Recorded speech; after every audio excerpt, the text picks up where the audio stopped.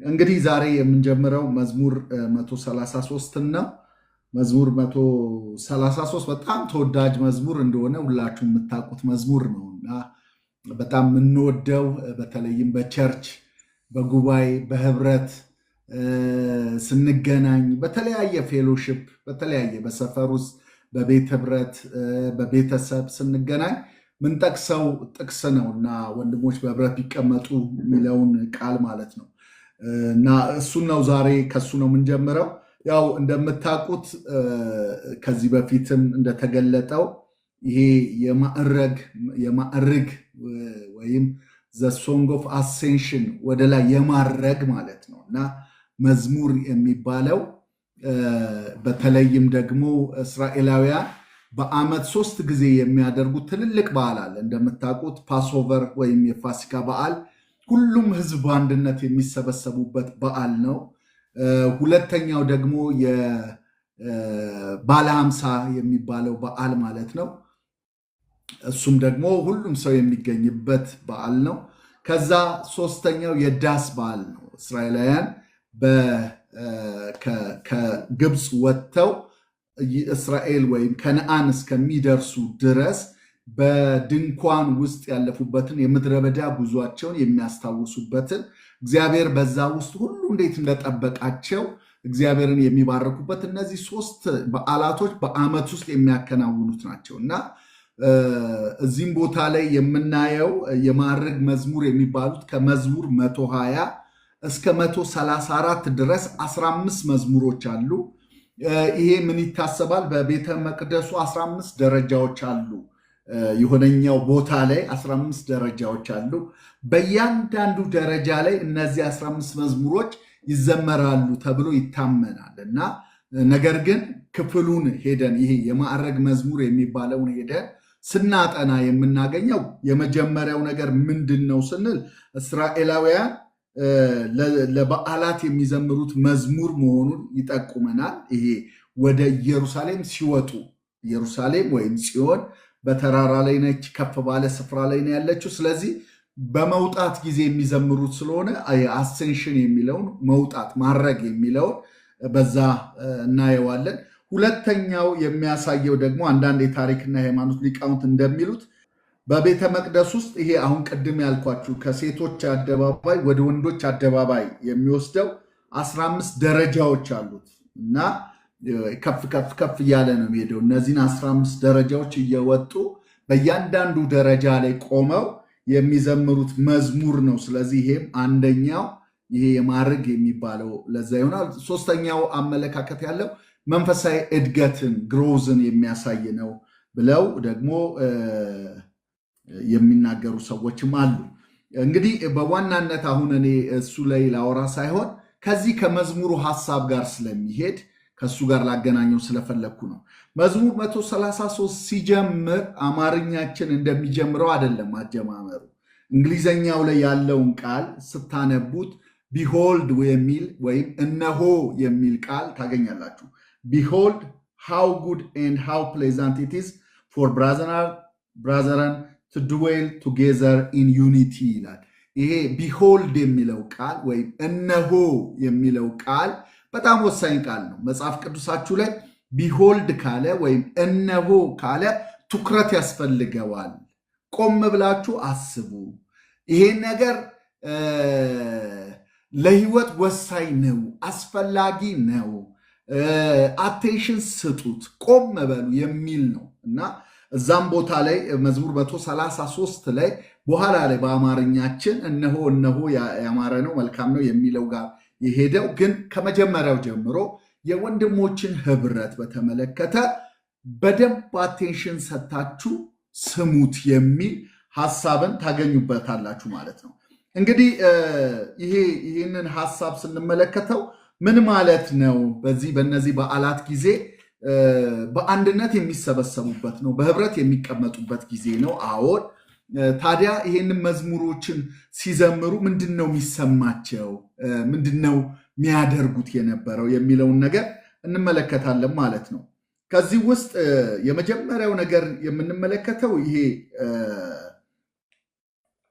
አሁን ያልኳችሁን እነሆ የሚለውን ቃል ይሄ ሂኔ የሚል ቃል ነው።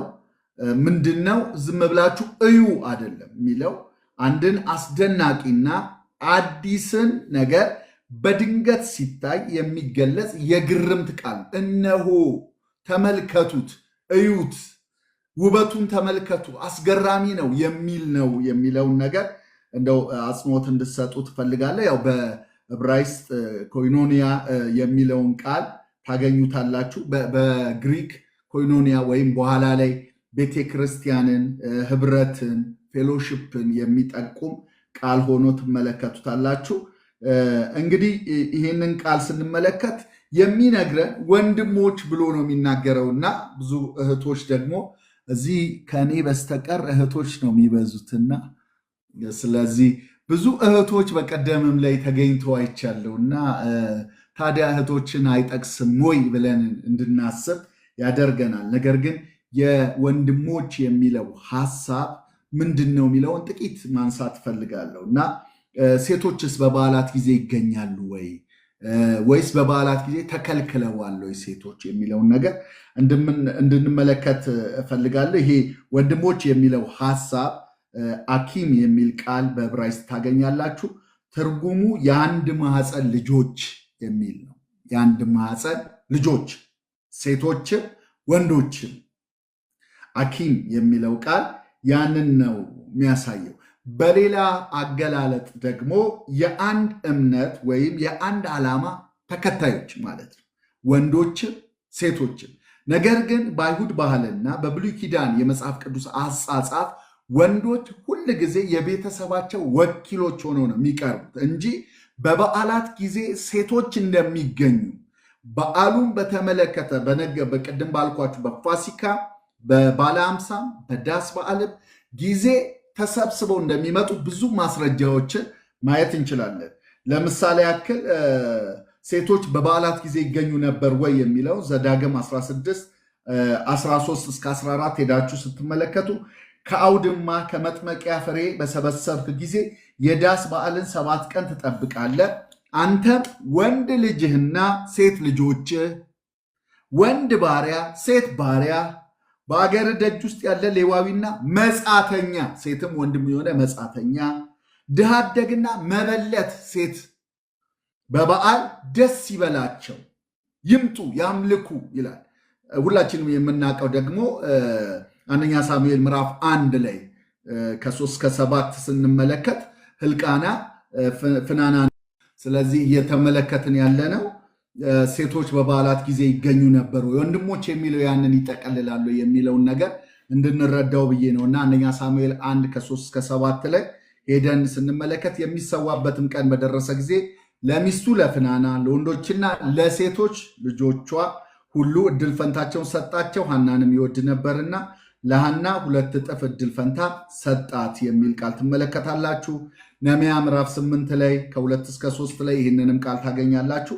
ስለዚህ በዚህ በአጠቃላይ በዚህ ክፍል ላይ ስትመለከቱ ወንዶች ልክ በዘዳግም 16 ላይ እንደተጠቀሰው በዓመት 3 ጊዜ በቂጣ በዓል፣ በሰባቱ ሱባኤ በዓል፣ በዳስ በዓል ወንዶች ሁሉ በአምላክ በእግዚአብሔር ፊት እርሱ በመረጠው ስፍራ ይታዩ፣ በእግዚአብሔር ፊት ባዶ እጃቸውን አይታዩ ይላል እና ይሄ ምንድን ነው የሚለው?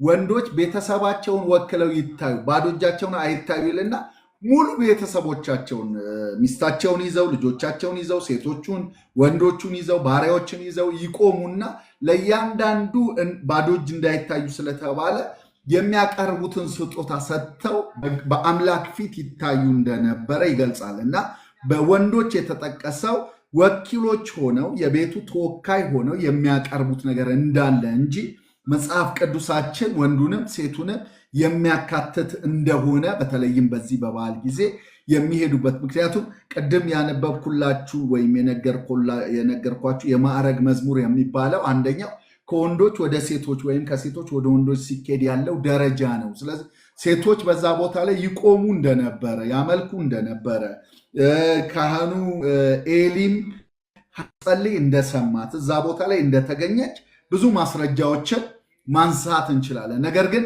ወንዶች ደግሞ በእግዚአብሔር ፊት ቆመው እንደሚጸልዩ ይህንን ደግሞ በመጽሐፍ ቅዱሳችን ላይ በተለያዩ ቦታዎች ላይ በአዲስ ኪዳንም እንኳን ሳይቀር እናገኘዋለን እና የተቀደሱ እጆቻቸውን ከፍ አድርገው በስፍራ ሁሉ ይጸልዩ ብሎ ሲናገር እንመለከታለን ማለት ነው እና በዚህ ክፍል ላይ እንደምናየው አሁን ወንድሞች በህብረት ቢቀመጡ ሲል ምን ማለት ነው የሚለውን ነገር ስንመለከት በህብረት የሚቀመጡት እነዚህ መላው እስራኤልን እንደሆነ እናያለን ማለት ነው። ስለዚህ ወንድሞች በህብረት ቢቀመጡ እነሆ መልካም ነው፣ ከዛ እነሆ ያማረ ነው ይላል። አሁን የምንመለከተው ከዚህ በኋላ ህብረት የሚለውን ቃል እንመለከታለን። ምንድነው ህብረት የሚለውን ስንመለከት በህብረት የሚል ቃል አለ። ያው ጥናት ስለሆነ ይሄ የዕብራይስጡ ቃል ጋም ያካድ የሚል ወይም የሃድ የሚለው ቃል አንድ የሃድ አንድ ነው፣ ጋም ግን ሌላ ነው። እሱም ቃል በተመለከተ ሲነግረን በአካልም በመንፈስም በዓላማም አንድነት ኖሯቸው መቀመጥን ነው። ይሄ ጋም የሚለው የሃም የሚለው አንድ መሆንን ነው። ግን በምን አይነት መልኩ ነው አንድ የሚሆኑት ሲባል በልብ አንድነት፣ በዓላማ አንድነት፣ በእምነት አንድነት።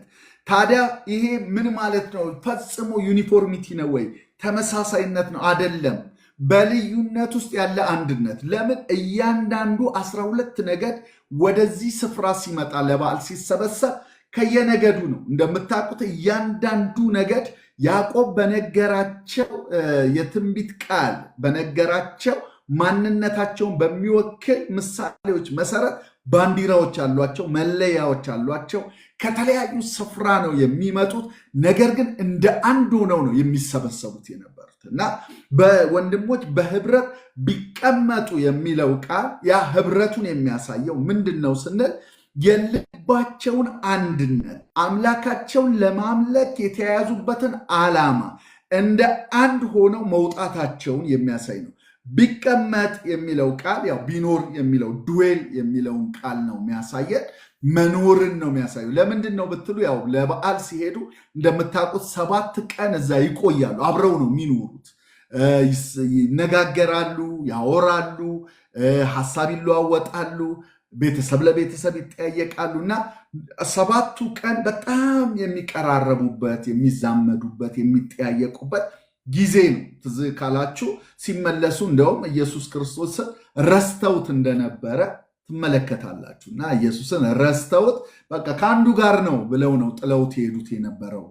በዓልን እያከበሩ በነበሩበት ጊዜ ገና የ12 ዓመት ልጅ ሆነው የበዓሉን ጌታ ረስተውት ነበር በዓሉን የሚያከብሩት። አሁን በዘመናችን ላይ እንዳለው አይነት ማለት ነው። ጌታ ተረስቶ አይደለ በዓሉ የሚደምቀው፣ ጌታን ረስተውት ጌታን ጥለውት ግን በዓሉን በቃ አሸብርቀው የበዓሉ ድምቀት ወይም የልደቱ ባለቤት አይገኝም፣ ግን ልደቱን ያከብሩታልና ልክ እንደዛ ነበረ እነ ዮሴፍና ማርያም ላይ የተከሰተው የነበረው እና በዓል ሲያከብሩ ግን በአንድነት በህብረት ውስጥ ሆነው እንደነበረ እንመለከታለን።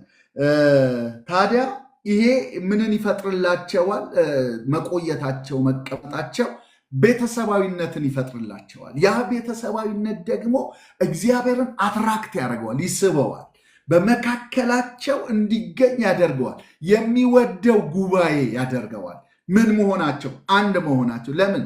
የጠራቸው ለአንድነት ስለሆነ ማለት ነው። እና ይሄንን እንመለከታል። ታዲያ ምን የሚል ቃል እናያለን? እነሆ መልካም ነው፣ እነሆ ያማረ ነው ይለናል። ይሄ መልካም ነው ያማረ ነው የሚለውን ቃል ሁለቱን ለምንድን ነው በተለያየ የገለጸው? ያማረ ነው ብቻ ለምን አላለም?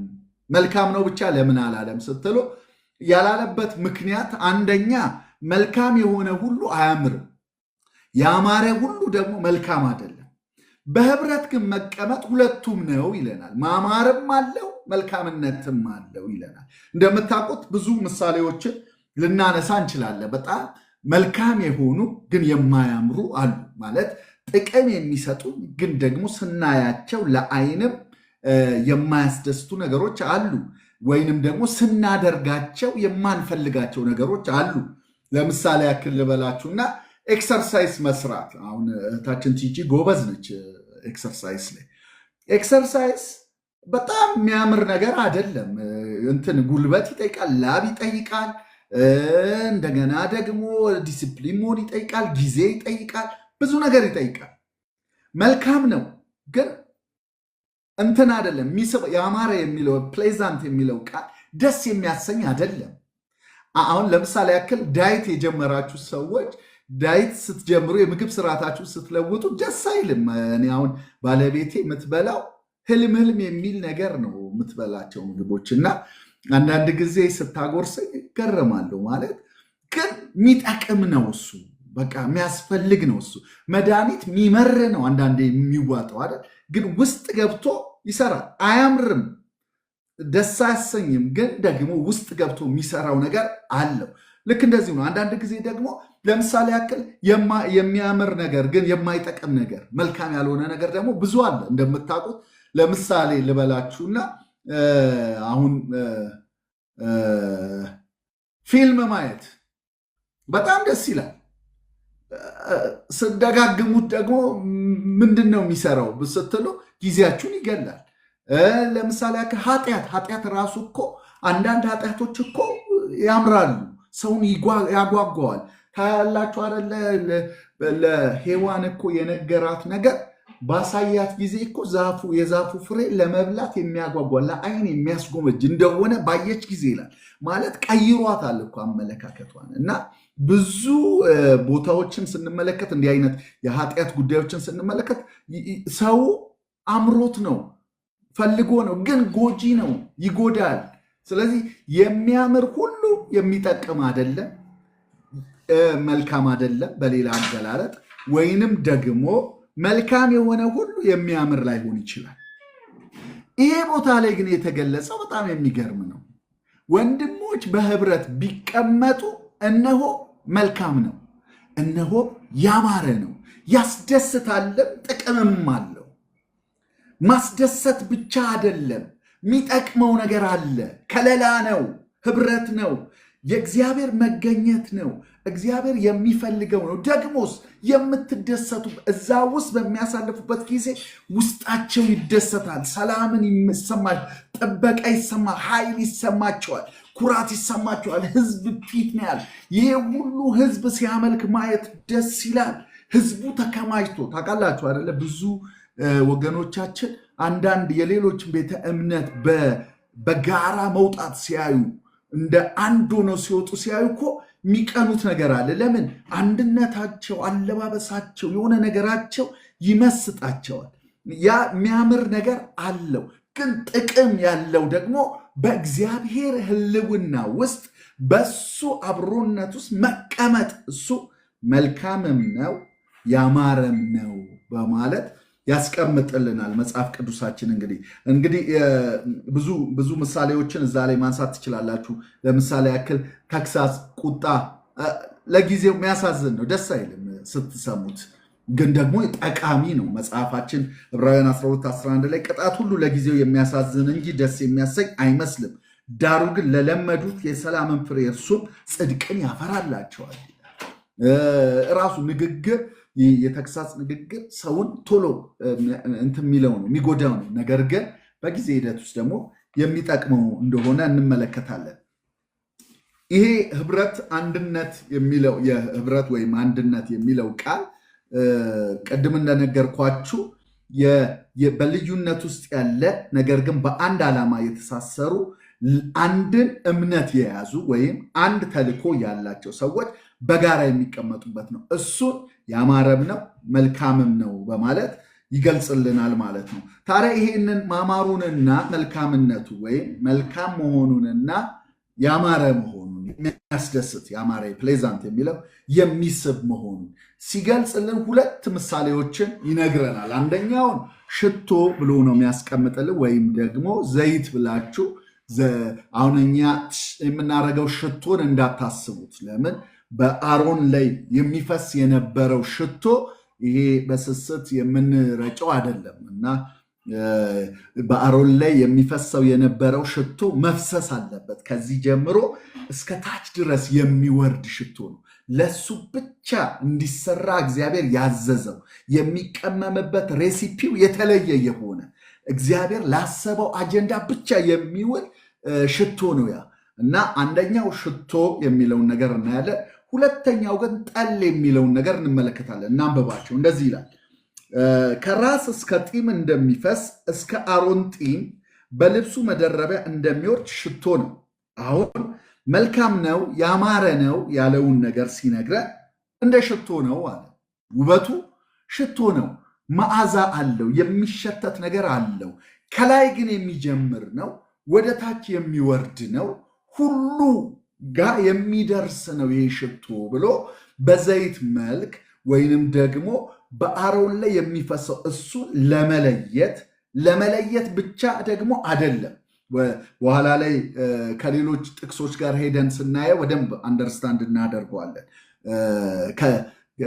ፊቱንም ለማብራት እንደገና ደግሞ እነዚህ የሚያቀርበውን መስዋዕትን ይዞ ሲሄድ በእግዚአብሔር ፊት መልካም ሽታ ያለው ሆኖ ለመገኘት የሚቀባው ነው እና ከአሮን ራሱ ላይ ይጀምራል፣ በጢሙ ይወርዳል፣ በሙሉ ኤፉዱን ይጠቀልላል፣ ከዛ እስከ እግሩ ድረስ ይወርዳል። ይሄ የሚያሳየው በረከት ከላይ ከካህኑ ጀምሮ ወደ ህዝቡ እንደሚወርድ የእግዚአብሔር በረከት እንደሚወርድ ማሳያ ነው። ይህንን የሽቶውን በተመለከተ ቆም ላድርግና ስለ ጠል የሚለውን ላሳያችሁና ከዛ የሁለቱን በካህንና በራሱ በእግዚአብሔር ያለውን እንመለከተዋለን። እንደዚህ ይላል ቁጥር 3 በጽዮን ተራሮች እንደሚወርድ እንደ አርሞንኤም ጠል ነው ይላል። አርሞንኤም ትልቁ ተራራ ነው፣ ጽዮን ትንሹ ተራራ ነው። ያው የተራራውን ልዩነት የአርሞንኤምን ነው ጠል ወደ ጽዮን እንደሚወርድ ከትልቁ ወደ ትንሹ እንደሚወርድ ብሎ ነው የሚያስቀምጥ። ጠል ይለዋል። ጠል ልክ እንደ ሽቶ አይደለም። ሽቶ በሰው የተቀመመ ነው።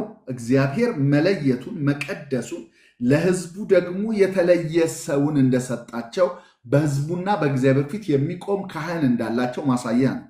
ጠል ግን ከራሱ ከእግዚአብሔር ብቻ የሚወርድ ነው፣ ከሰማይ የሚወርድ ነው።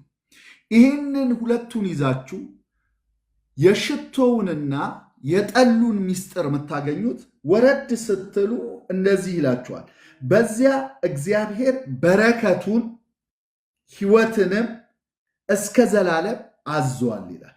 በረከቱ ሁል ጊዜ ካህናቶቹ የሚያሰሙት ባርኮታዊ ቃልን ነው። ያ ሽቶ የተቀባው ካህን አሮን ወይም የአሮን ልጆች በሙሉ የሚያሰሙት እነሱ የተቀበሉትን ያንን የሚሸተውን መዓዛ እግዚአብሔር ተቀብሎት ልክ ሲጨርስ እነሱ ደግሞ በህዝቡ ላይ የእግዚአብሔርን ባርኮት ያስቀምጣሉ። ባርኮታዊ ቃል ይናገራሉ።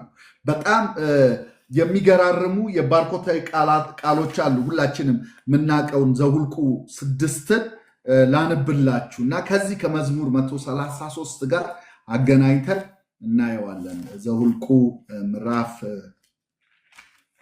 6 ከ24 ጀምሮ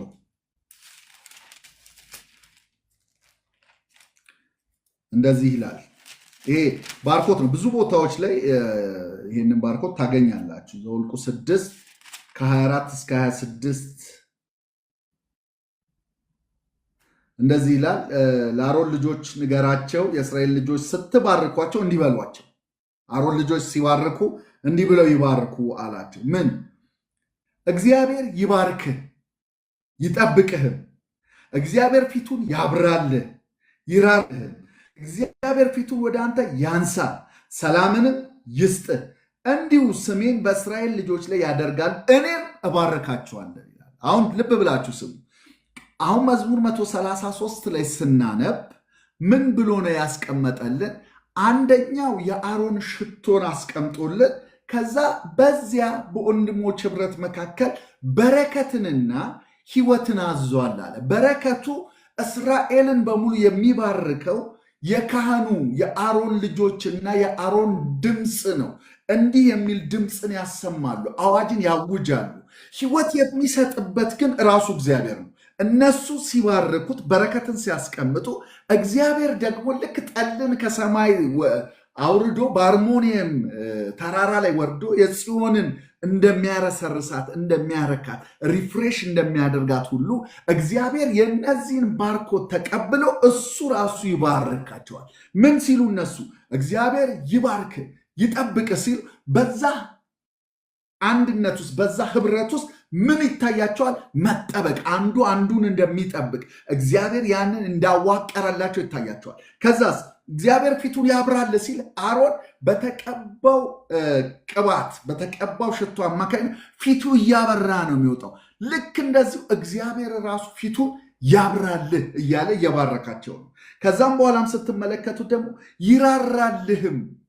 ከዛስ እግዚአብሔር ፊቱን ወደ አንተ ያንሳ ሰላምንም ይስጥ። ይሄ ትልቅ በረከት ነው። ሰላም የሚለው ሁለንተናዊ ደህንነት ያለበትን ሰላም ይስጥ፣ ህይወትን ይስጥ፣ ድነትን ይስጥ እያለ ነው። ይሄ በኋላ ላይ ህይወትንና በረከትን አዟል የሚለውን ቃል በዚህ በረከትና በዚህ ህይወት ውስጥ የተቀመመውን የአሮንና አሮን ልጆች የሚባርኩትን ባርኮት ማስተዋል እንችላለን። ከዛ እግዚአብሔር ምን ይላል? እንዲሁ ስሜን በእስራኤል ልጆች ላይ ያደርጋሉ፣ እኔም እባርካቸዋለሁ፣ ህይወት ይሰጥበታል። ያንን ማለት ነው እግዚአብሔር ህይወት ይሰጥበታል።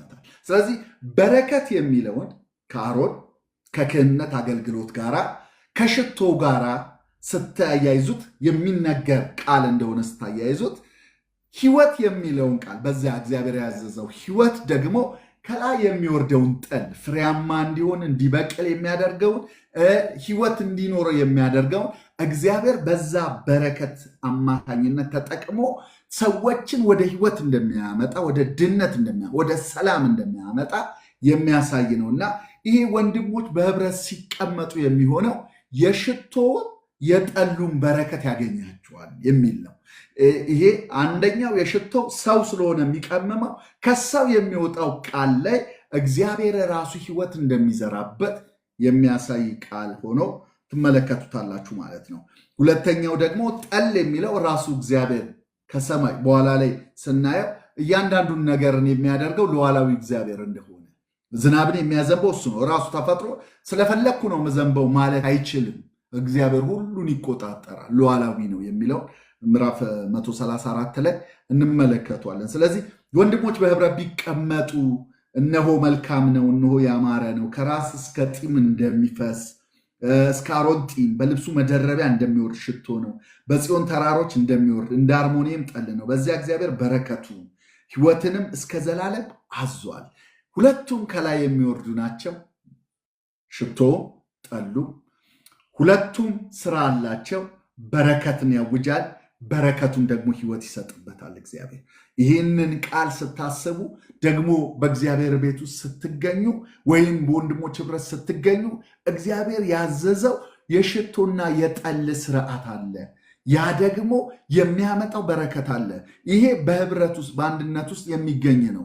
እንደምታውቁት ይሄ ካህናት ወይም ሊቀ ካህኑ በእግዚአብሔር ፊት መስዋዕት አቀርቦ ከዛ እግዚአብሔር ሲቀበለ ወጥቶ ህዝቡን የሚባርክበት ስርዓት ነው። ነገር ግን ይህንን መዝሙር ስትመለከቱት በህብረት በአንድነት መቆማቸውን መታየታቸውን የሚፈልገው እግዚአብሔር መሆኑን ትመለከታላችሁ። ለምን ስትሉ አሁንም በአዲስ ኪዳን ኢየሱስ ክርስቶስ የሊቀ ካህናቱ የኢየሱስ ክርስቶስ ጸሎት የሚባለው ዮሐንስ ምዕራፍ 17ን ስትመለከቱ ኢየሱስ ከጸለየው ጸሎት ዋነኛው ጸሎቶቹ መካከል አንዱ ምንድን ነው ስትሉ አንድ ይሆኑ ዘንድ የሚል ህብረት። በአዲስ ኪዳን የተለያየ ብሔር ውስጥ ብንሆን፣ የተለያየ ቋንቋ ብንናገር፣ የተለያየ መልክ ብንይዝ፣ የተለያየ አይነት የኑሮ የህይወት ስርዓት ቢኖረን እስራኤል በነዚህ በዓላት በኢየሩሳሌም በጽዮን ሲገኙ በመቅደሱ ሲገኙ ያለምንም አድሎ እኩል ድሃው ከሀብታሙ ጋር እንደሚቀመጥ፣ የሮቤል ነገድ ከዮሴፍ ነገድ ጋር እንደሚቀመጥ ወይንም ደግሞ በህይወት ስርዓታቸው የተለያዩ እንኳን ቢሆኑ አብረው እንደሚቀመጡ ሁሉ እኛም የተቀመጠልን ነገር ምንድን ነው ስንል በምንም አይነት የህይወት ልዩነት ሳይኖረን በክርስቶስ አማካኝነት አንድ እንድንሆን ይህ ጸሎት ተሰጥቶናል። ኢየሱስ የጸለየው ጸሎት ይህንን ጸሎት ነው። ዮሐንስ ምዕራፍ 17 ላይ ሄደን እንመለከተዋለን። ዮሐንስ 17 ያው እንደምታውቁት ረጅሙ ጸሎት የሚባለው ኢየሱስ ረጅም ጸሎት የጸለየው በዛ ስፍራ ነው። በታላቁ አዳራሽ ከነሱ ጋር ራት ከበላ በኋላ ከመብላቱ በፊት ወይም ከበላ በኋላ አይደለ የጸለየው ጸሎት ነው። ቁጥር 20 ላይ ሁሉም አንድ ይሆኑ ዘንድ እንግዲህ ጸሎቱ ረጅም ነው እንደነገርኳችሁ ከአንድ ጀምሮ ስትመለከቱት። ቁጥር 20 ላይ ሲደርስ ግን እንደዚህ ይላቸዋል፣ ሁሉም አንድ ይሆኑ ዘንድ ከቃላቸው የተነሳ በእኔ ስለሚያምኑ ደግሞ እንጂ ስለነዚህ ብቻ አልለምንም ይላል። ምን ማለት ነው? አሁን ስላሉት ደቀ መዛሙርቱ አሁን እዚህ አጠገቤ ስላሉት ብቻ ሳይሆን ከቃላቸው የተነሳ አምነው ስለሚድኑ ስለኛ ጭምር ነው ምለምን። ምን እንዲሆኑ? አንድ እንዲሆኑ አንተ እንደላከኝ ዓለም ያምን ዘንድ አንተ አባቴ በእኔ እንዳለ እኔም በአንተ እነርሱ ደግሞ በእኛ አንድ የሆኑ ዘንድ እለምናለሁ። እኛም አንድ እንደሆንን አንድ የሆኑ ዘንድ እኔም በእነርሱ አንተም በእኔ ስትሆን በአንድ ፍጹማን እንዲሆኑ የሰጠኝን ክብሬን እኔ ሰጥቻቸዋለሁ። እንዲሁ ዓለም አንተ እንደላከኝ በወደድከኝ መጠን እነርሱን እንደወደድካቸው ያውቃል። አንድ አንድ አንድ አንድ የሚል ጸሎት ጸልዩልን። ኢየሱስ የጸለየልን የመጨረሻው ጸሎት የሊቀ ካህናችን የኢየሱስ ክርስቶስ ጸሎት አንድ እንድንሆን እና አንድ የማያደርገንን ነገር እንዳናነሳ በጉባኤዎች ላይ በህብረቶች ላይ የሚለያየን ነገር አንድነታችን መልካምም ነው ያማረም ነው፣ ውበት አለው፣ ጥቅምም አለው። አንዳንድ ባህሪዎቻችን የሚሰሩት በህብረት ውስጥ ነው። ከህብረት ተነጥሎ መቀደስ አይቻልም። መታገስን አትችሉትም። መስጠትን አትለማመዱትም። የትኛውንም የመንፈስን ፍሬ ማየት የምትችሉት ከሌሎች ጋር ህብረት ውስጥ ሆናችሁ ነው። ስለዚህ ህብረት ወሳኝነት አለው። በህብረቱ ስትሆኑ ደግሞ በአንድ ሐሳብ መስማማት፣ በአንድ ዓላማ መጣበቅ፣ የሌላውን ክፍተት መመልከት ኢየሱስ ክርስቶስ የነገራቸው በኢየሩሳሌም ቆዩ ኃይል እስክትቀበሉ ድረስ ሲላቸው በአንድ ልብ በአንድ ሐሳብ ሆነው በአንድ መንፈስ ሆነው ሲጠብቁት ነው መንፈስ ቅዱስ የሚመጣው። መንፈስ ቅዱስ ለመስራት የሚችለው አንድነት ሲኖር ነው። አንድነት ሲኖር ኢቭን አሁን በምንሰበሰብበት በዚህ ፕላትፎርም እንኳን አንድ የሆነ ልብ ሲኖረን እግዚአብሔር ይሰራል። ብዙዎችን ያንጻል፣ ብዙዎችን ይመልሳል፣ ብዙዎችን ወደ ህይወት ያመጣቸዋል፣ ወደ በረከት ያመጣቸዋል። ጠሉን ይልካል፣ ሽቶውን ይረጫል። መዓዛው በአሕዛብ መካከል ሁሉ ይሰማል፣ ይሸተታል ማለት ነው። ስለዚህ አንድ መሆን የተሰጠን ኃላፊነት ነው። የብሉይ ኪዳን አይደለም፣ የአዲስ ኪዳኑ የሊቀ ካህናችን የኢየሱስ ክርስቶስ ጸሎት ነው የሚለውን እንድናይ ፈልጋለሁ። መዝሙር 134 ላይ ገብተን ደግሞ ይህ መዝሙር 134 የመጨረሻው የማዕረግ ወይም የሶንግ ኦፍ አሴንሽን የሚባለው ዝማሬ የመጨረሻው ክፍል መዝሙር 134 ነው። አሁንም ይሄም ቁጥር 3 ነው ያለው፣ ልክ መዝሙር 133 እንዳለው ማለት ነው። አብሮት የሚቀጥል የሚመስል ሐሳብ ታዩበታላችሁ። ነገር ግን ብዙ ጥያቄዎች የሚነሳባቸው ልጅ ሆነንም እኛ የምንጠይቃቸው የማያምኑ ሰዎች አንዳንዶችም የሚጠይቁት ከመባረክ ጋር ተያይዞ የሚነሱ ሀሳቦች ስላሉ እነሱን በጥቂቱ ማንሳት ትፈልጋለሁ። በተለይም እነሆ እግዚአብሔርን ባርኩ ብሎ ነው የሚጀምረው እና በአምላካችን ቤት በአደባባዮች የምትቆሙ እናንተ የእግዚአብሔር ባሪያዎች ሁላችሁ በሌሊት በቤተ መቅደስ ውስጥ እጆቻችሁን አንሱ፣ እግዚአብሔርንም ባርኩ። በጣም ከባድ ቃል ነው። ቀላል ቃል አድርጋችሁ እንዳትመለከቱ።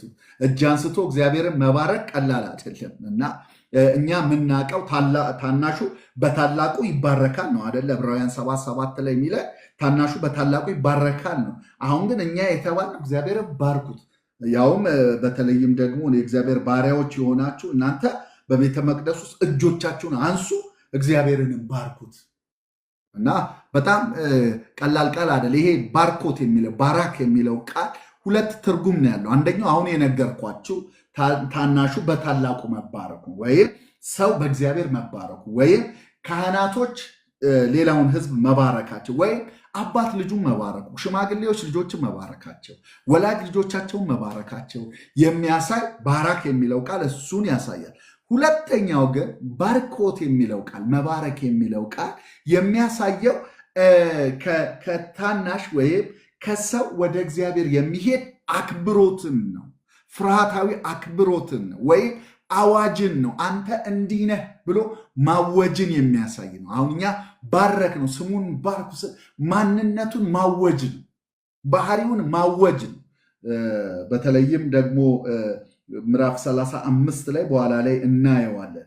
ነገር ግን 34 ላይ ብቻ ያለውን ስንመለከት የሚጠራው ማንን ነው ባርኩ የሚለው ሲል አንደኛ የእስራኤልን ሕዝብ ሁሉ። ለምን? በአምላካችን ቤት አደባባዮች የምትቆሙ፣ አደባባይ ላይ የሚቆመው ተራው ሕዝብ ነው፣ እስራኤላዊ በሙሉ ነው። በሌሊት በቤተ መቅደስ ውስጥ እጆቻችሁን አንሱ።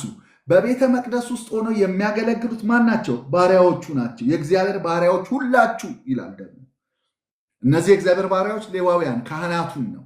ካህናቱን እጆቻችሁን አንሱ። እጅ ማንሳት ምንድን ነው ስትሉ የመጀመሪያው ነገር እጅ የሚነሳው ንጹሕ ነኝ ለማለት ነው። የአዲስ ኪዳንንም ቃል አንደኛ ጢሞቴዎስ 2:8 ላይ ያለውን ቃል በዚህ በዘመናችን ላይ አንድ ወንድምን ሰሞኑን ኢንተርቪው አድርጌው ነበርና በተለይም ከዚህ ከእርግማን ቃል ጋር በተያያዘ አገልጋዮች እንኳን የሟርትን ቃል ሲናገሩ እንሰማለን እና ከዚህ ጋር በተያያዘ ስጠይቀው ያነሳነው ሐሳብ ነው ይሄ ሐሳብ እና ወንዶች ሁሉ የተቀደሰ እጆቻቸውን እያነሱ በስፍራ ሁሉ እንዲጸልዩ ፈቅዳለሁ ይላል ጳውሎስ አንደኛ ጢሞቴዎስ ምዕራፍ 2:8 ላይ የተቀደሰ እጆቻቸውን እያነሱ። በመጀመሪያ ቅዱስ መሆን አለበት እጅን ወደ ላይ ማንሳት ምን ማለት ነው? ለአንተ ተቀድሻለሁ ማለት ነው። እጆቻቸውን ሲያነሱ እነዚህ ካህናት የተቀደስነን። አሁን እኛ ወደ አንተ እጆቻችንን አንስተን አንተን ስምህን እናውጃለን፣ እንባርካለን፣ እናከብራለን። ከዛ ደግሞ ይህንን እጃችንን ይዘን ወጥተን ህዝቡን ደግሞ እንባርካለን። እግዚአብሔር ይባርክህ እንለዋለን። ይህንን የምንናገረው እኛ እጆቻችን ንጹህ ነው ብለው በእግዚአብሔር ፊት ነስተው ነው የሚቆሙት። ይሄ እጅ ማንሳት አንደኛው ይህን ነው። ሁለተኛው እጅ ማንሳት የሚያሳየው ነገር ምንድን ነው ስትሉ ከአንተ በረከትን ለመቀበል ነው የመጣ ነው የሚል ነው። ልክ አብርሃም የሰዶም ንጉሥ ያን ሁሉ ነገር ሲሰጠው እኔ እጆቼ ወደ ልዑል እግዚአብሔር አንስቻለሁ አለ። ምን ማለት? እሱ ይባርከኝ። እጅ ማንሳት እግዚአብሔር ብቻ ይባርከኝ፣ ከሰው በረከትን አልፈልግም የሚል ነው። ሁለተኛው ለባርኮት እጆችን ማንሳት ነው። ብዙ ቦታ ላይ ሄዳችሁ ይሄንን መመልከት ትችላላችሁና ሌላኛው ደግሞ የምንመለከተው ነገር እጆችን ወደ ቅድስናው ስፍራ ማንሳት ሐሳብን መንፈስን ሰብስቦ ወደ እግዚአብሔር ማቅናትን። ተሰብስቤያለሁ። እጅ ስታነሱ ለአምልኮም ስታነሱ ምን እያላችሁ ነው? ተሰብስቤያለሁ ላመልክ ነው። የእውነት ሞክሩት። እጆቻችሁን እስቲ አንስታችሁ ማምለክ ጀምሩ። ሐሳባችሁ ይሰበሰባል። ሁለንተናዬን ሰጥቻለሁ እያላችሁት የምትሉት ነገር እየሰራባችሁ ታያላችሁ። መጽሐፍ ቅዱሳችን በማስተዋል ዘምሩ ነው የሚለው። ዝማሬ ቃሉን እንዳትሉት እያስተዋላችሁ በሉት። እዚህ ቦታ ላይ አንድ ቃል የሚናገረው አለ። በኋላ ላይ ለስሙ ዘምሩ የሚል ቃል አለ እና መልካም ነውና ይላል። መዘመርን ነው መልካም ነው የሚለው። እግዚአብሔር መልካም ነውና ብለው ነው ብዙዎች የሚያነቡት። ግን የሚለው መዘመር መልካም ነው፣ ግን በማስተዋል ዘምሩ ነው የሚለው። በሐሳብ ዘምሩ፣ በጥንቃቄ ዘምሩ ነው የሚለው እና እጆችን ማንሳት ሐሳባችን፣ ትኩረታችን ሁሉ ወደሱ እንዲሆን የሚያደርግ ነው። እዚህ ቦታ ላይ ታዲያ ሲናገር ተራውንም ሕዝብ ወይንም ደግሞ የእስራኤልን መላውን ሕዝብ አደባባይ ላይ የሚቆመውንም ሆነ በቅድስተ ቅዱሳን ውስጥ ገብተው የሚያገለግሉ ካህናቶቹንም ጭምር ምንድን ነው የሚላቸው? እግዚአብሔርን ባርኩት። እኛንም ምን ይለናል? እግዚአብሔርን ባርኩ። ሲጨርስ ግን ምን ብሎ ነው የሚጨርሰው ስትሉ ሰማይና ምድርን የሰራ እግዚአብሔር ከጽዮን ይባርክ ይላል። ባርኩት ይልና ይባርክ። ማን ይባርክ? አንተ እግዚአብሔርን ስትባርክ ሌላ ነገር የምታመጡት ነገር የለም። መቼም ሁላችንም የምናውቀው እግዚአብሔር ፍጹም የሆነ እግዚአብሔር ነው። በእኛ ባርኮት ከፍ የሚል እግዚአብሔር የለም። ከፍ በል ስንለው ከፍ አይልም፣ እኛን ግን ከፍ ያደርገናል። እግዚአብሔርን ትልቅ ነህ ስንለው ትልቅ አይሆንም፣ እሱ ከሆነው በላይ ሊሆን አይችልም። ነገር ግን እኛን ደግሞ ይባርከናል። መባረካችን ሁል ጊዜ የሚያመጣው ነገር ምንድነው ስትሉ መልሶ ወደ እኛ በረከቱ እንዲመጣ ያደርገዋል። ባርኩት ይባርካችኋል ነው የመዝሙር 134 አጠቃላይ ሐሳብ። ባርኩት፣ እሱን ይባርካችኋል። እሱ አክብሮት ስጡት፣ ያከብራችኋል። እርሱን ታዘዙት፣ እርሱ ደግሞ ጸሎታችሁን ይሰማችኋል፣ ይባርካችኋል። መፍትሄው ያለው እግዚአብሔርን በመባረክ ውስጥ ነው ይልና ሰማይንና ምድርን የሰራ እግዚአብሔር ከጽዮን ይባርክ ይላል። አይገርማችሁ? ሰማይና ምድርን የሰራው እግዚአብሔር በጽዮን ተገኝቷል። ይሄ ሉዓላዊው እግዚአብሔር በቃ በዛች መቅደስ ውስጥ ተገኝቷል። ሰማይና ምድር ያልቻለው እግዚአብሔር በጽዮን ተገኝቷል። ለምንድን ነው የተገኘው? ሊባርክ ተገኝቷል። ስለዚህ ካህናቶቹ መጥተው አዋጅ ሲያውጁ በጽዮን የተቀመጠው እግዚአብሔር ከነርሱ ጋር ሆኖ ይባርካል። የሚናገሩትን ቃል ያጸናላቸዋል ማለት ነው። በነገራችን ላይ ከጽዮን ይባርክ የሚለውን ቃል ስትመለከቱት ይባርካችሁ አይደለም፣ ለብዙሃን አይደለም የተጻፈ ይባርክህ ነው፣ ለግል ነው። ምንም እንኳን አምልኳችን በማህበር ቢሆንም የተቀመጥነው በህብረት ቢሆንም በረከታችን ግን የግል ነው። የልባችንን ይዘት እያየ እግዚአብሔር ለእያንዳንዳችን እንደየ እግዚአብሔር ፍርዱ እንደ ጻድቅ ፈራጅነቱ ይባርካል። ይባርክህ። አሜን። ከጽዮን ይባርክህ። በነገራችን ላይ የአዲስ ኪዳንም ላይ ሄደን ስንመለከት ኢየሱስ ክርስቶስ የመጨረሻውን ስንብት ያደረገው ምን እያደረገ ነው? እየባረካቸው ነው። ሉቃስ ምዕራፍ 24 ላይ ይህንን ቃል ሄደን ብናየው ደስ ይለኛል። ሉቃስ ምዕራፍ 24 ከቁጥር 50 ጀምሮ ማለት ነው። በጣም ደስ የሚል ተመሳሳይነት ያለው ነገር አለው። ምንድነው እሱም ስትሉ ኢየሱስ የባረካቸው መጨረሻ የማዕረግ መዝሙር አይደል? ይሄ የመጨረሻው የማዕረግ መዝሙር ብለን አይደል? መዝሙር 134ን የምናነበው ኢየሱስም እያረገ እያለ የዘመረው ወይም የባረከው ባርኮት አለ። እዛ ጋ ካህናቶቹ የሚባርኩት የመጨረሻውን ባርኮት ነው የሚያሳየን። ከጽዮን ይባርክህ ብለው ነው የሚባርኩት እነሱ። ነገር ግን ሉቃስ ምዕራፍ 24 ላይ ደግሞ ራሱ ከቤተ መቅደስ ሳይሆን ራሱ ቤተ መቅደስ የሆነው ኢየሱስ ሲባርክ ታይታላችሁ። ከቤተ መቅደሱ ቅርብ በሆነችው ቢታንያ ላይ ሆኖ በጽዮን ሳይሆን በቢታንያ ሆኖ ምን ማለት ነው? ከቤተ መቅደሱ ወጥቷል። አሁን ቤተ መቅደሱ ራሱ ሆኗል። አሁን የሚባርከን እሱ ኢየሱስ ራሱ መሆኑን ያሳየናል። ከቤተ መቅደሱ ውጪ ነው የሚባርከው። ከፍ እያለ እየባረከ ሄደ ይላል። አይ ቲንክ አውጥተውልኛል። ልክ ነው። ከ50 እስከ 52 ላይ እንደዚህ ይላል። እስከ ቢታንያም አወጣቸው፣ እጁንም አንስቶ ባረካቸው ይላል። ስለሚያልፍ ከዚህ ላይ አነብላችሁ ቶሎ ነው ልፍ የሚለው እዛ ላይ ያለው እንደዚህ ይላል። ምዕራፍ 24 ከቁጥር 50 ጀምሮ እስከ ቢታንያም አወጣቸው፣ እጁንም አንስቶ ባረካቸው። እጁን አንስቶ ባረካቸው። እንደነዛኞቹ ሊቀ ካህናት አይደለም። ይሄ የሚባርከን አሁን የዘላለም ሊቀ ካህን የሆነው ኢየሱስ ክርስቶስ ነው። አሁን በቤተ መቅደስ ውስጥ ሆነው ከእግዚአብሔር ጋር ተገናኝተው መስዋዕት አቅርበው እንደሚባርኩት አይደለም። አሁን ራሱ መስዋዕት የሆነው ኢየሱስ ክርስቶስ ራሱ ቤተ መቅደስ የሆነው ኢየሱስ ክርስቶስ ራሱ ሲባርክ ትመለከቱታላችሁ። ቢታንያ ላይ ሆነው ባረካቸው ይላል። እጁን አንስቶ ባረካቸው። ሲባረካቸውም ከእነርሱ ተለየ፣ ወደ ሰማይ አረገ። እየባረካቸው ነው ያረገው። እነርሱም ሰገዱለት፣ በብዙ ደስታ ወደ ኢየሩሳሌም ተመለሱ። አያችሁ፣ ብዙ ደስታን አገኙ። ለምን? ያንን በረከት ተቀብለዋል። ከዛስ ዘወትርም እግዚአብሔርን ያመሰገኑና እየባረኩ በመቅደስ ኖሩ። መባረክ አዲስ ኪዳንም ላይ አለ። እግዚአብሔር ተባረክ እንለዋለን።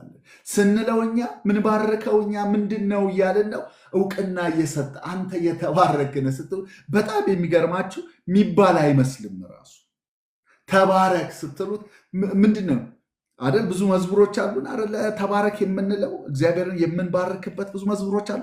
ተፈቅዶልናል። ምን ማለት መሰላችሁ?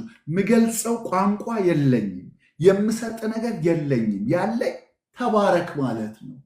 እሱ አይባረክም እኔ ተባረክ ስላልኩት። ነገር ግን አክብሮቴን ምገልጥበት ቃላት የለኝም ማለቴን እግዚአብሔር ሲሰማው ይህን ምስጋና ቃላት የለውም ልጄ ሚለው አቶ ነው እንዲያለኝ ነው እንጂ የሚለን ሌላ አይደለም የሚለን። ታውቃላችሁ፣ ቃላት ስታጡ ተውት ልሳንን ይሄ በአዲስ ቋንቋ መናገራችን ይቅርና ቋንቋ ይጠፋችኋል፣ ቃላት ያጥራችኋል። እና እግዚአብሔር ይፈቀደልን ለምን በሱ ያገኘነውን በረከት አይተን ምንም ዝም ማለት እንዳይገባ ባርኩት አለ እና እነሱም ሄደው በመቅደስ እየባረኩ ባሉበት ቦታ ሁሉ እየባረኩት ነው የቀጠሉት። እና ኢየሱስ ክርስቶስ ራሱ ሊቀ ካህናችን የሆነው የበረከትን ቃል አስቀምጦልናል። ኢየሱስ ለዘላለም ስሙ ይባረክ። እና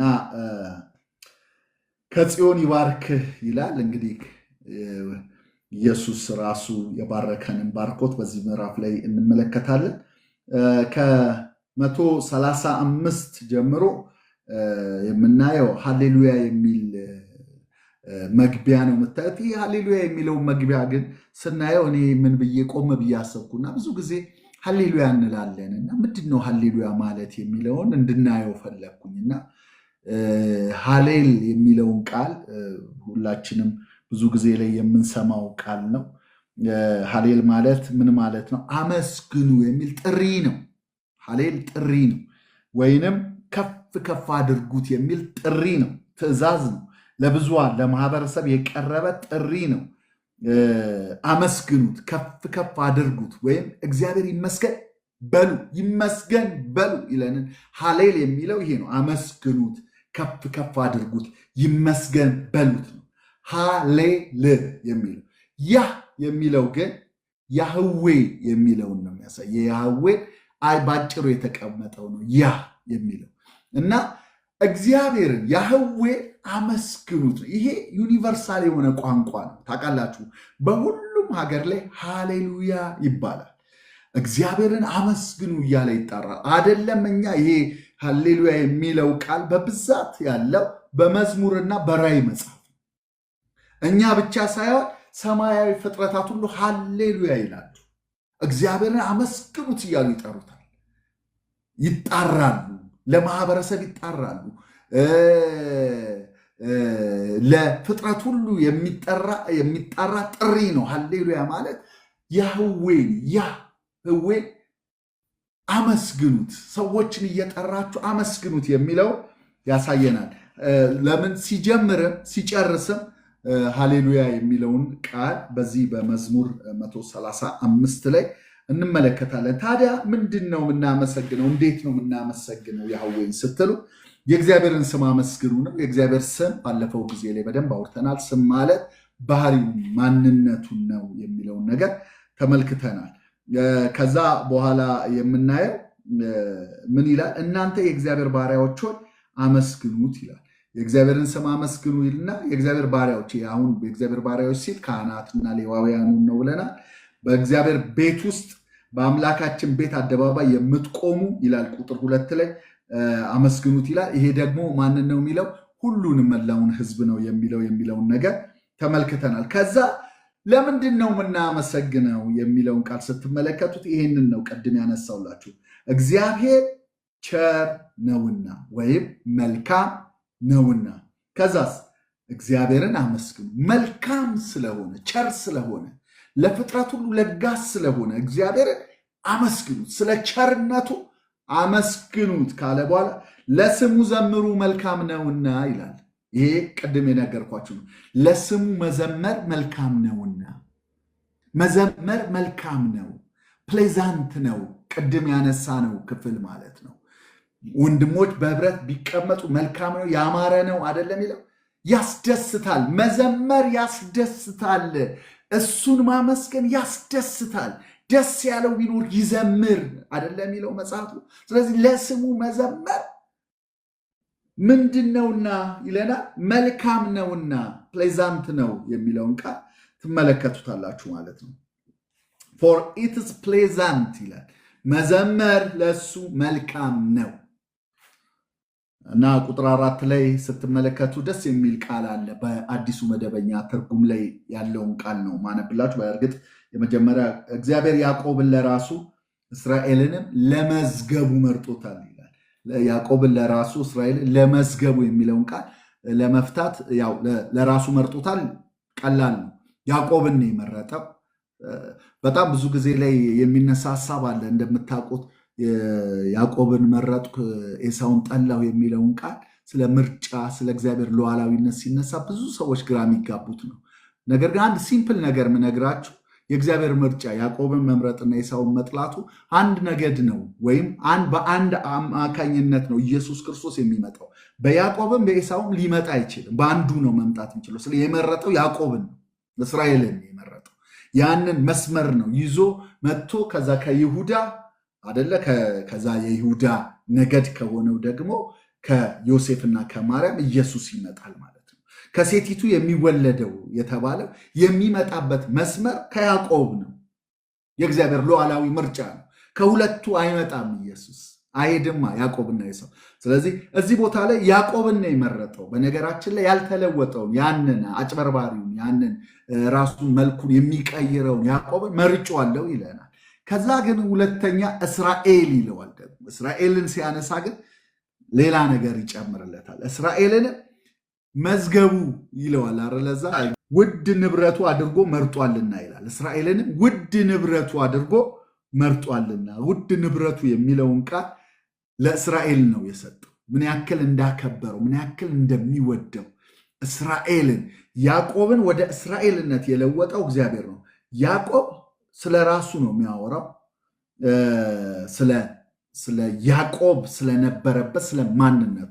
እስራኤል እግዚአብሔር ስለለወጠው የከበረ አድርጎ ስለመረጠው የገዛ ንብረቱ ስላደረገው ስለተለወጠው ስለ ሕዝቡ ስለ ኔሽኑ የሚናገር ሆኖ ትመለከቱታላችሁ። እና ይህንን ሰጉላህ የሚል ትርጉም አለው የዕብራይስጡ የከበረ ዕንቁ ወይም ልዩ ሀብት እንደሆነ አንድ ንጉሥ በግምጃ ቤቱ ውስጥ የሚያስቀምጠው ልዩ ንብረት እንደሆነ እስራኤልን ውድ ንብረቱ አድርጎ መርጧል የሚለን።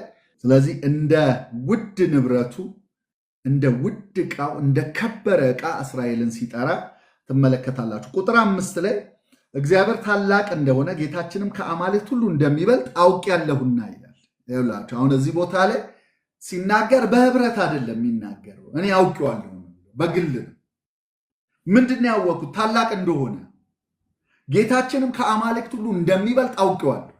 ወገዳጆቼ በህብረት ማወቅ ቢባል የለም። በራሳችሁ ነው የምታውቁት፣ በግላችሁ ነው የምታውቁት፣ ከእሱ ጋር ባላችሁ ግንኙነት የግል ግን። በህብረት ግን እናመልከዋለን። እውቀታችንስ በግል ነው። ይህም ቦታ ላይ ሄዳችሁ ስትመለከቱ ዘማሪው የሚለው ምንድን ነው ስትሉት እግዚአብሔር ታላቅ እንደሆነ ጌታችን ከአማልክት ሁሉ እንደሚበልጥ አውቄዋለሁ። ፐርሰናል የሆነ ኖሌጅ ነው የሚነግራችሁ። እግዚአብሔርን በግል ወቁት፣ በማህበር እንዳታውቁት። በማህበር አምልኩት፣ በግል ግን ወቁት። በግል ያወቀው ሰው በማህበር ለማምለክ ሁል ጊዜ እጁን ይሰጣል፣ ሁል ጊዜ ይፈጥናል፣ ሁል ጊዜ ከቤተ ክርስቲያን ሁል ጊዜ ከህብረት አይጎልም። ስለዚህ በግል ማወቅ ይገባናል። ከ6 እስከ 7 ያለውን ስንመለከት ተፈጥሮ በራሷ አትንቀሳቀስም፣ እግዚአብሔር ነው የሚያዛት የሚለውን ትመለከቱታላችሁ። እንደዚህ ይላል ቁጥር 6 ላይ በሰማይና በምድር በባህርና በጥልቆች ሁሉ እግዚአብሔር የወደደውን ሁሉ አደረገ። ከምድር ዳር ደመናትን ያወጣል፣ በዝናብ ጊዜ መብረቅን አደረገ፣ ነፋሳትን ከመዛግብቱ ያወጣል። በሁሉ ላይ በተፈጥሮ ላይ ራሱ ነው ስልጣን ያለው። ተፈጥሮ ራሷ እንደፈለገች አትሆንም። እሱ ነው የሚያወጣት የሚያስገባት። በተፈጥሮ ላይ ስልጣን አለው የሚለውን ታያላችሁ። ከ8 እስከ 9 ያለው የእግዚአብሔር ጣልቃ ገብነት ህዝቡን ነፃ ለማውጣት ፍርዱን ታምራቱን ትመለከታላችሁ። 8 እና 9 እንደዚህ ይላል። ከሰው ጀምሮ እስከ እንስሳ ድረስ በመጀመሪያ የሚጀምረው የግብፅን በኩር ልጆች ይላል። ከሰው ጀምሮ እስከ እንስሳ ድረስ መታ። የግብፅን በኩር ልጆች ከሰው ጀምሮ እስከ እንስሳ ድረስ መታ። የእግዚአብሔር ፍርድ የእግዚአብሔር ታማኝነት የተናገረውን ቃል ለመፈጸም ሉዓላዊ የሆነው እግዚአብሔር ወደ ግብፅ እንደወረደ ከዛ ደግሞ ከሰው ጀምሮ እስከ እንስሳ ድረስ በኩሮቻቸውን ለመጨረሻ እንዲለቁ እንደመታቸው እንዳሰባቸው እስራኤልን ትመለከታላችሁ እና ታማኝነቱን ታያላችሁ። ከዛ እንደዚህ ይላል፣ ታምራትንና ድንቅን ሰደደ ይላል። ግብፅ ሆይ በመካከልሽ በፈርዖንና በባሪያዎች ሁሉ ላይ ታምራትና ድንቅ ሰደደ። እግዚአብሔር ይህን ሁሉ አድርጎ ነው ነፃ ያወጣው። የተናገረውን ቃል የገባውን የፈጸመው በዚህ ነው የሚለውን ነው የምትመለከቱት። ከቁጥር 10 እስከ 12 ኃያላን ነገስታትን ድል ማድረጉን ትመለከታላችሁ። እንደዚህ ይላል፣ ብዙ አሕዛብን መታ፣ ብርቶችን ነገስታት ገደለ።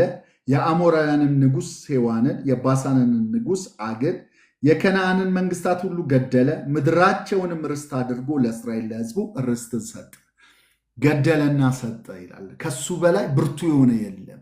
የተናገረው ለአብርሃም የገባውን ቃል ኪዳን አስቦ በዛ መንገድ ላይ በዛ ርስታቸው ላይ የተቀመጡትን መንግስታትን ሁሉ ቀጥቶ ለእስራኤል ርስትን አሳልፎ ሰጣቸው። ገደለ ኃያላን ነገስታትን፣ ምርኮን ደግሞ ሰጣቸው ይላል። ኢየሱስ ለዘላለም ስሙ ይባረክ። ይሄ አዲስ ኪዳን ላይ ሄዳችሁ የምታዩት ለእኛ የተሰጠን ርስት ኢየሱስ ክርስቶስ በምን አይነት ተጋድሎ ውስጥ እንዳሳለፈ፣ ምርኮን እንደበዘበዘ፣ ለእኛ እንደሰጠ፣ አገልጋዮችን እንደሰጠ፣ ህይወትን እንደሰጠ፣ ከሞት እንዳመለጠ ሁሉ የምታዩበት ነገር ሁሉ ያለው ኢየሱስ በሰራው ስራ መሆኑን አዲስ ኪዳን ላይ ሄዳችሁ አካሉን ማየት ትችላላችሁ። ከዛ በኋላ ከቁጥር 13-14 መታሰቢያ ያለው ለዘላለም የሚሆን ስራ ነው እግዚአብሔር የሚሰራው የሚለው የምታዩበት ነው። የሚዘከር ነገር ነው የሚያደርገው። እንደዚህ ይላል ከቁጥር 13 ጀምሮ ምን ይላል? አቤቱ ስም ለዘላለም ነው። ስም ለዘላለም ነው የሚለውን ባህሪውን ነው። ከግብፅ እንዴት ህዝቡን እንዳወጣ እየተረከ ያለውን ነው ይዞ የሚመጣው። ስም ለዘላለም ነው፣ ዝክርህ ለልጅ ልጅ ነው። አያችሁ፣ መታሰቢያው ለልጅ ልጅ ነው። እነዚህ ሰዎች አሁን እዚህ ቦታ ላይ ያሉ ሰዎች ከግብፅ የወጣው የመጀመሪያው ህዝብ አይደሉም። ነገር ግን ያ የወጣው ህዝብ የነሱ ዘር ነው፣ የነሱ ግንድ ነው፣ አባቶቻቸው ናቸው።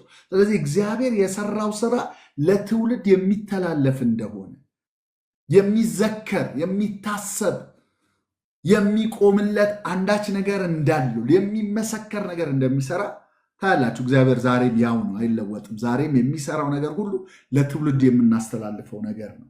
ከዛ በኋላ የምታዩት ከ15 እስከ 17 የአሕዛብ አማልክት ማን ናቸው? ይሄ በተለያየ በመጽሐፍ ቅዱስ ክፍላችን ላይ የምናየው የምናውቀው ክፍል ነው። ብዙ የተዘመረለት ነው። የአሕዛብ ጣዖታት የብርና የወርቅ የሰው እጅ ስራ ናቸው። አፍ አላቸው አይናገሩም፣ ዓይን አላቸው አያዩም፣ ጆሮ አላቸው አይሰሙም፣ እስትንፋስም በአፋቸው የለም። የሚሰሯቸው ሁሉ የሚታመኑባቸው ሁሉ እንደነሱ ይሁኑ። ይህንን ከዚህ በፊትም ተመልክተነዋል። ይህንን ዓይን የሌላቸውን የሚያመልኩ፣ ጆሮ የሌላቸውን የሚያመልኩ እንደነሱ ይሁኑ ብሎ ዘማሪው ሲናገር ከዚህ በፊትም አይተነዋል። ከዛ በኋላ ላይ ከቁጥር 19 እስከ 21 ያለው ይሄ ጥሪውን ነው የሚደግመው። እንደዚህ ይላል፣ የእስራኤል ቤት ሆይ እግዚአብሔርን ባርኩት፣ የአሮን ቤት ሆይ እግዚአብሔርን ባርኩት፣ የሌዊ ቤት ሆይ እግዚአብሔርን ባርኩት፣ እግዚአብሔርን የምትፈሩት ሆይ እግዚአብሔርን ባርኩት። በኢየሩሳሌም የሚያድር እግዚአብሔር ከጽዮን የተባረከ ነው። እሱ ከጽዮን ይባርካል ብሎናል መዝሙር 134 ላይ። አሁን ደግሞ እናንተ ደግሞ ከጽዮን ሆናችሁ ባርኩት። እነማን? ሌዋውያኑን ይጠራል፣ ካህናቱን ይጠራል፣ እስራኤልን ይጠራል፣ እግዚአብሔርን የሚፈሩትን አሕዛብን ሁሉ ይጠራል። ሁላችሁ ምን አድርጉት ይላል? እግዚአብሔርን ባርኩት በማለት ይናገራል ማለት ነው። ከዛ የመጨረሻው የምናየው መዝሙር 136 ነው። ይሄ ዘግሬት ሃሌል የሚባለው በጣም ደስ የሚል ዝማሬ ነው። ይሄ ብዙ ማብራራው ነገር እዚህ ውስጥ የለም። የማላብራራው ምንም የተብራራ ነው። ነገር ግን ይሄ መዝሙሩ ሲዘመር ሁል ጊዜ የሚዘመረው ወይም የመዝሙሩ አወቃቀር በቅብብሎሽ የሚዘመር ዝማሬ ነው። ሌዋውያኑ ወይም ካህናቱ አንዱን ነገር ሲሉ ሌሎቹ ደግሞ ተቀብለውት የሚናገሩት ነው። እያንዳንዱ ተሳታፊ የሚሆንበት የእግዚአብሔርን ምሕረት የቀመሰ ሁሉ የሚናገር ነው። እንደምታውቁት እግዚአብሔርን አመስግኑ ቸር ነውና ምሕረቱ ለዘላለም ነውና፣ ይህ ምሕረቱ ለዘላለም ነውና ምሕረቱ ለዘላለም ነውና የሚለው ህዝቡ እያስተጋባ፣ ካህኑ ደግሞ ማንነቱን እያወጀ፣ ከዛ ህዝቡ ምሕረቱ ለዘላለም ነውና እያለ ይጮዋል። እና ይሄንን እኛም መጨረሻ ላይ የምናደርገው ይህችን ጥቂት ነገር ከተናገርኩ በኋላ በድጋሚ እኔ ያነባዋለሁ ምሕረቱ ለዘላለም ነውና ብለን እንጨርሳለን ማለት ነው። እና ይሄ በብዛት የሚዘመረው በፋሲካ በዓልና በቤተ መቅደሱ ምረቃ በዓል ላይ እንደሚዘመር ብዙ የመጽሐፍ ቅዱስ ተማሪዎች ይናገራሉ። ከዛ በጦርነትና በድል ጊዜ ይዘመራል። ሁለተኛ ዜና ምዕራፍ 20-21 ላይ ይህንን ታያላችሁ። ምሕረቱ ለዘላለም ነውና ብለው የሚዘምሩትን ጌጠኛ ልብስ የለበሱትን ይላል። ምሕረቱ ለዘላለም ነውና ለድል የሚዘመር መዝሙር ነው። ቅድም እንዳልኳችሁ ቤተ መቅደሱ ሲጨረስ ሰለሞን ትዝ ካላችሁ ቸር ነውና ምሕረቱ ለዘላለም ነውና ብለው የሚዘምሩትን ነበር ያቆመውና የዘማሪዎቹ ቸር ነው ምሕረቱ ለዘላለም ነውና የሚለውን ዝማሬ ነበረ የዘመሩት የነበሩት። ከዛ በተረፈ እንደው እንዲሁ አከፋፈሉ ከ1 እስከ 9 ያለው የፍጥረትን ምስጋና ይናገራል። ላነብላችሁና መጨረሻ ላይ ግን አንድ ላይ እናነባለን። እግዚአብሔርን አመስግኑ ቸር ነውና ምሕረቱ ለዘላለም ነውና፣ የአማልክትን አምላክ አመስግኑ ምሕረቱ ለዘላለም ነውና፣ የጌቶችን ጌታ አመስግኑ ምሕረቱ ለዘላለም ነውና፣ እርሱ ብቻ ታላቅ ታምራትን ያደረገ ምሕረቱ ለዘላለም ነውና፣ ሰማያትን በብልሃት የሰራ ምሕረቱ ለዘላለም ነውና፣ ምድርን በውሃ ላይ ያጸና ምሕረቱ ለዘላለም ነውና፣ ብቻውን ታላላቅ ብርሃትን የሰራ ምሕረቱ ለዘላለም ነውና፣ ለፀሐይ ቀንን ያስገዛው ምሕረቱ ለዘላለም ነውና፣ ለጨረቃና ለከዋክብት ሌሊትን ያስገዛቸው ምሕረቱ ለዘላለም ነውና። ይሄ ፍጥረትን በሙሉ ያነሳና ምሕረቱ ለዘላለም ነውና ይላል። ከዛ ከቁጥር 10 እስከ 22 የታሪክ ምስጋና ነው። ይሄ የእስራኤልን ታሪክ የኋላ ታሪክ እያነሳ ምሕረቱ ለዘላለም ነውና እያለ ታሪክን እያወሳ ታሪኩ የተሰራው በእግዚአብሔር ምሕረት ነው የሚል ነው። የእግዚአብሔር ምሕረት ለፍጥረትም ወሳኝ ነው፣ ለእስራኤላውያንም ወሳኝ ነው፣ ለእኛም አሁን ላለነው ወሳኝ ነው። ከቁጥር 23 እስከ 26 ደግሞ የሚናገር አሁን ላለነው ነው። ከቁጥር 10 ጀምሮ ላነብላችሁ። እንደዚህ ይላል። ከበኩራቸው ጋር ግብፅን የመታ ምሕረቱ ለዘላለም፣ አሁን ታሪክ እየነገረ ምሕረቱ ለዘላለም ነውና ይሉታል። እስራኤልንም ከመካከላቸው ያወጣ ምሕረቱ ለዘላለም ነውና፣ በጸናች እጅ በተዘረጋች ክንድ ምሕረቱ ለዘላለም ነውና፣ የኤርትራን ባህር በየክፍሉ የከፈለ ምሕረቱ ለዘላለም ነውና፣ እስራኤልን በመካከሉ ያሳለፈ ምሕረቱ ለዘላለም ነውና፣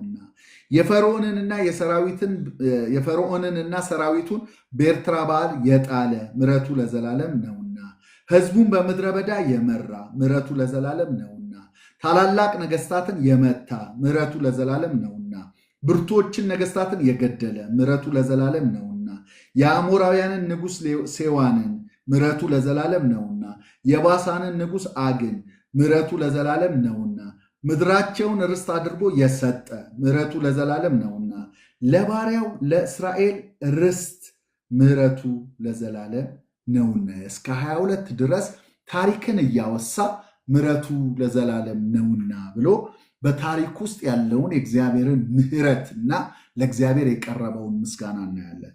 ከዛ ከ23 ከ26 ያለው በውርደት ሳለን አሁን ባለንበት ሁኔታ ውስጥ የግል ምስጋናችንን እንድናሰማ እንደዚህ ይለናል። እኛን በመዋረዳችን አስቦናልና ምሕረቱ ለዘላለም ነውና፣ ከጠላቶቻችንም እጅ አድኖናልና ምሕረቱ ለዘላለም ነውና፣ ለሥጋ ሁሉ ምግብ የሚሰጥ ምሕረቱ ለዘላለም ነውና፣ የሰማይን አምላክ አመስግኑ ምሕረቱ ለዘላለም ነውና ይለናል። ክብር ለኢየሱስ ይሁን። እንግዲህ ስንደመድመው ልክ ስታነቡት አሁን ምሕረቱ ለዘላለም ነውና የሚለውን አውጥታችሁት ብታነቡት፣ ለምሳሌ ያክል ከ10 ጀምራችሁ ምሕረቱ ለዘላለም ነውና አውጥቼ ነው አሁን ማነብላችሁ። ታሪኩን ስሙት። እንደዚህ ይላል። ከበኩራቸው ጋር ግብፅን የመታ እስራኤልን ከመካከላቸው ያወጣ በጸናች እጅ በተዘረጋችም ክንድ የኤርትራን ባህር በየክፍሉ የከፈለ እስራኤልን በመካከሉ ያሳለፈ ፈርዖንንና ሰራዊቱን በኤርትራ ባህር የጣለ ሕዝቡን በምድረ በዳ የመራ ታላላቅ ነገስታትን የመታ ብርቱዎችን ነገስታትን የገደለ የአሞራውያንን ንጉሥ ሴዋንን የባሳንን ንጉሥ አግን ምድራቸውን ርስት አድርጎ የሰጠ ስትጨርሱ ምሕረቱ ለዘላለም ነውና፣ ይህንን ታሪክ የሰራ እግዚአብሔር ምሕረቱ ለዘላለም ነውና ይለናል ማለት ነው። ከዛም ስትወርዱ እኛን በመዋረዳችን አስቦናል፣ ከጠላቶቻችንም እጅ አድኖናል፣ ለሥጋ ሁሉ ምግብን የሚሰጥ የሰማይን አምላክ አመስግኑ፣ ለምን ምሕረቱ ለዘላለም ነውና የሚለውን እየከተተ በመሃል እያስገቡ የሚናገሩት ነገር ታሪክ እንደሆነ ያሳየናል ማለት ነው። ክብር ሁሉ ለኢየሱስ ክርስቶስ ይሁን። እንግዲህ ከመዝሙር 133 ከ136 ያለው እዚህ ላይ እናጠናቅቃለን። አንድ ጊዜ ግን በአንድነት እናነባለን ስላልኩኝ ይቻል ይሆን? ማይክ መክፈት ትችላላችሁ? ክፈቱና ከዛ በኋላ ያላችሁት እናንተ እኔ አንዱን ስል ምህረቱ ለዘላለም ነውና እንላለን። አሜን። እግዚአብሔርን አመስግኑ ቸር ነውና ምህረቱ ለዘላለም ነውና። እንደዚህ ዘበራረቅም የእንትን ጉዳይ ስለሆነ በመንፈስ አንድ ነን። እሺ እንቀጥላለን። ከአንድ ልጀምር። አሁን እግዚአብሔርን አመስግኑ ቸር ነውና ምህረቱ ለዘላለም ነውና። የአማልክትን አምላክ አመስግኑ ምህረቱ ለዘላለም ነውና። የጌቶችን ጌታ አመስግኑ ምህረቱ ለዘላለም ነውና። እርሱ ብቻውን ታላቅ ታምራትን ያደረገ ምህረቱ ለዘላለም ነውና። ሰማያትን በብልሃት የሰራ ምህረቱ ለዘላለም ነውና። ምድርን በውሃ ላይ ያጸና ምህረቱ ለዘላለም ነውና። ብቻውን ታላላቅ ብርሃናትን የሰራ ምህረቱ ለዘላለም ነውና። ለፀሐይ ቀንን ያስገዛው ምህረቱ ለዘላለም ነውና። ለጨረቃና ለከዋክብት ሌሊትን ያስገዛቸው ምህረቱ ለዘላለም ነውና። ከበኩራቸው ጋር ግብፅን የመታ ምህረቱ ለዘላለም ነውና። እስራኤልንም ከመካከላቸው ያወጣ ምህረቱ ለዘላለም ነውና። በጸናች እጅ በተዘረጋችም ክንድ ምህረቱ ለዘላለም ነውና። ለዘላለም ነው። የኤርትራን ባህር በየክፍሉ የከፈለ ምህረቱ ለዘላለም ነውና። እስራኤልን በመካከሉ ያሳለፈ ምህረቱ ለዘላለም ነውና። ፈርዖንና ሰራዊቱን በኤርትራ ባህር የጣለ ምህረቱ ለዘላለም ነውና። ሕዝቡን በምድረ በዳ የመራ ምህረቱ ለዘላለም ነውና። ምህረቱ ለዘላለም ነው። ታላላቅ ነገስታትን የመታ ምህረቱ ለዘላለም ነውና። ብርቶችንም ነገስታትን የገደለ ምህረቱ ለዘላለም ነውና። የአሞራውያንን ንጉሥ ሔዋንን ምህረቱ ለዘላለም ነውና። የባሳንን ንጉሥ ዐግን ምህረቱ ለዘላለም ነውና። ምድራቸውን ርስት አድርጎ የሰጠ ምህረቱ ለዘላለም ነውና። እኛን በመዋረዳችን አስቦናልና ምህረቱ ለዘላለም ነውና። ከጠላቶቻችንም እጅ አድኖናልና ምህረቱ ለዘላለም ነውና። ለሥጋ ሁሉ ምግብን የሚሰጥ ምህረቱ ለዘላለም ነውና። የሰማይን አምላክ አመስግኑ። ሃሌሉያ